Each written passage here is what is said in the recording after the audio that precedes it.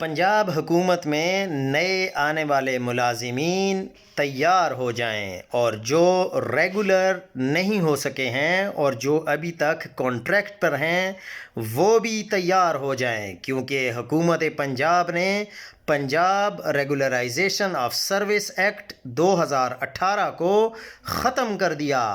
اب سے نئی بھرتیاں بیسک پے اسکیل کی بجائے لمپ سم پے پیکج پر کی جائیں گی، تاکہ سرکاری خزانے پر پینشن وغیرہ کی مد میں مالی بوجھ کم کیا جا سکے۔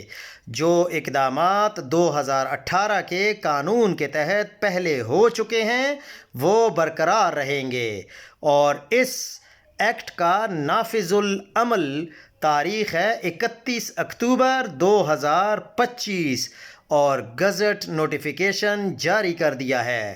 اس لیے اب اگر کسی کی کہیں نوکری ہوتی ہے پنجاب میں تو اس کے اوپر جو پینشن ہے وہ اپلائی نہیں ہوگی، کسی کو پینشن نہیں ملے گی۔ یہ 31 اکتوبر 2025 آخری ڈیٹ ہے۔